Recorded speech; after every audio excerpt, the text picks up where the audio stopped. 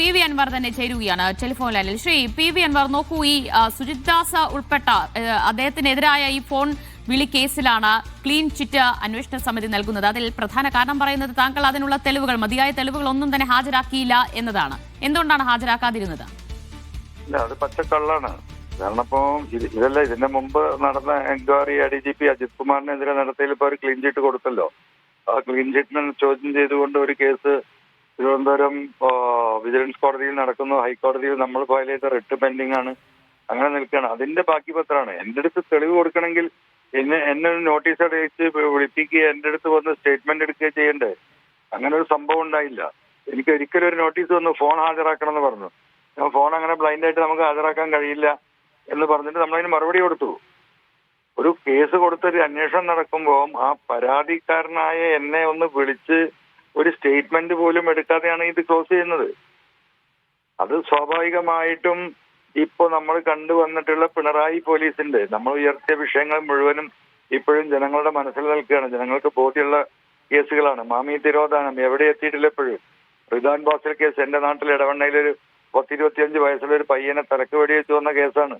ഇതൊക്കെ ഇവരുമായി ബന്ധപ്പെട്ട ഈ കള്ളക്കടത്ത് സംഘങ്ങളുമായി ബന്ധപ്പെട്ട വിഷയങ്ങളാണ്.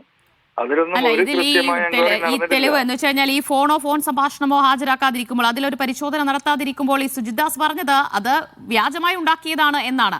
അതിലേക്ക് തന്നെയല്ലേ ഇപ്പോൾ എത്തിച്ചേർന്നിട്ടുള്ളത്. അതിന് കാരണമായത് താങ്കൾ ഈ തെളിവുകൾ നൽകാത്തത് കൂടിയാണ്. ഒരു റിപ്പോർട്ട് കൊടുത്തുകൊണ്ട് അവസാനിക്കുന്നതല്ല. സ്വാഭാവികമായിട്ടും ഈ മറ്റേ റിപ്പോർട്ടിന്റെ മറ്റൊരു ഒരു പകർപ്പാണ് ഈ കാര്യങ്ങളുള്ളത്. നമ്മൾ ആ കാര്യങ്ങൾ നമുക്ക് കോടതിയെ ബോധ്യപ്പെടുത്താൻ കഴിയും. ആ ഫോൺ കോൾസ് ഇന്നും എയറിൽ നടക്കുക. നിങ്ങളുടെ ആർക്കൈവ്സിൽ പോലും അതുണ്ട്. കേരളത്തിലെ 3.5 കോടി ജനങ്ങളും അത് കേട്ടതാണ്. ഇവിടെ മിക്കവരുടെയും കയ്യിൽ അന്നത്തെ റെക്കോർഡഡ് വോയിസ് നിൽക്കുകയാണ്. അപ്പൊ അതിലൊന്നും അങ്ങനെ അങ്ങോട്ട് രക്ഷപ്പെട്ടു പോകാനൊന്നും കഴിയില്ല. ഇത് സ്വകാര്യമായി നടന്നൊരു കാര്യമല്ല. കേരളത്തിലെ 3.5 കോടി ജനങ്ങളെ ബോധ്യപ്പെടുത്തിയിട്ടുള്ള ഒരു കാര്യമാണ്. അതിൽ ഏതെങ്കിലും ഒരു പോലീസ് ഉദ്യോഗസ്ഥൻ അങ്ങനെ ഇദ്ദേഹമായിട്ട് ഇവിടെ സുജിത് ദാസ് സംരക്ഷിക്കപ്പെടുകയല്ലേ ശ്രീ പി വി അൻവർ? ഇതിൽ ഇനി എന്ത് ചെയ്യാൻ കഴിയും? ഇത് കോടതിയിൽ പോകാൻ കഴിയും. പുതിയ ഗവൺമെന്റ് വരുമ്പോൾ അത് റീഓപ്പൺ ചെയ്യാൻ പറ്റുമോ എന്ന് ലീഗലായിട്ട് നമുക്ക് പരിശോധിക്കാൻ കഴിയും. എന്തായാലും കോടതിയിലേക്ക് പോകാൻ തന്നെയാണ് താങ്കൾ തീരുമാനിച്ചിട്ടുള്ളത്. 100%. നമുക്കത് വിടാൻ പറ്റുമോ? ഇത്ര വലിയ തമ്മാടിത്തം ചെയ്തിട്ട് നാട്ടിലെ സ്വർണം മുഴുവൻ അടിച്ചു മാറ്റി SP ഓഫീസിലെ മുറ്റത്ത് നിൽക്കുന്ന മരം പോലും മുറിച്ചു കൊണ്ടായ കക്ഷിയാണിത്. പച്ചയായിട്ട് കേരളത്തിലെ ജനങ്ങളെ ബോധ്യപ്പെടുത്തിയ വിഷയമാണ്.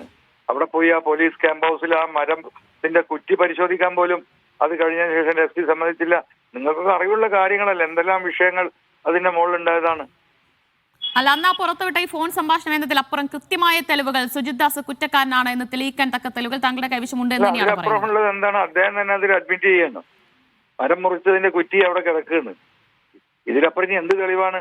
അതൊക്കെ പോയി നോക്കണ്ടേ? മരം ലേലത്തിനെടുത്ത വ്യക്തിയെ ചോദ്യം ചെയ്യാൻ വേണ്ടി, എന്റെ പരാതിയുടെ അടിസ്ഥാനത്തിൽ ചോദ്യം ചെയ്യാൻ വേണ്ടി മലപ്പുറം ക്യാമ്പ് SP ഓഫീസിൽ വിളിച്ചു വരുത്തിയപ്പോ കൺഫ്യൂഷൻ ഉണ്ടാക്കിയപ്പോ അദ്ദേഹം പറഞ്ഞു നമുക്ക് പോയി നോക്കാം, ഇവിടുന്ന് 1 കിലോമീറ്റർ അപ്പുറത്തല്ലേ പോലീസ് ക്യാമ്പ് ഓഫീസ്, ഞാൻ മുറിച്ച മരത്തിന്റെ കുറ്റി ഞാൻ കാണിച്ചു തരാം എന്ന് ആ വ്യക്തി പറഞ്ഞേ.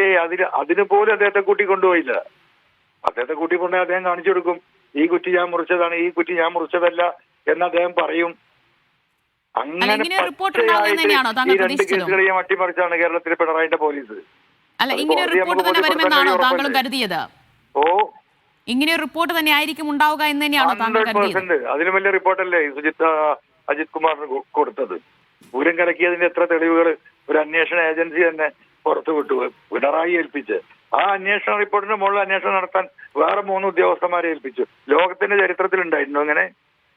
അങ്ങനെയല്ല ഇതെല്ലാം അട്ടിമറിക്കപ്പെട്ടത്. അപ്പൊ സ്വാഭാവികമായിട്ടും ഇതിൽ ബഹുമാനപ്പെട്ട ഹൈക്കോടതിയെ സമീപിക്കുക എന്നത് മാത്രമാണ് ഒരു പരാതിക്കാരൻ എന്നുള്ള നിലയ്ക്ക് എനിക്ക് ചെയ്യാൻ കഴിയുന്നത്. ആ കോടതിയെ സമീപിക്കും. കോടതി നടപടികൾ അനുസരിച്ച് കോടതി പറയുന്ന രീതിയിലുള്ള തെളിവുകൾ നമ്മൾ കൊടുക്കും. എന്തായാലും ഒരേ ഒരു തവണ മാത്രമാണ് ഫോൺ ഹാജരാക്കണം എന്നാവശ്യപ്പെട്ട് തനിക്ക് നോട്ടീസ് നൽകിയത്. പിന്നീട് അങ്ങോട്ട് തന്റെ സ്റ്റേറ്റ്മെന്റ് പോലും എടുക്കാൻ തയ്യാറായിട്ടില്ല അന്വേഷണ സംഘം എന്നാണ് പി വി അൻവർ പറയുന്നത്. എന്തായാലും ഇത് വിടാൻ ഉദ്ദേശിച്ചിട്ടില്ല, കോടതിയെ സമീപിക്കും എന്ന നിലപാടിലാണ് പി വി അൻവർ ഉള്ളത്.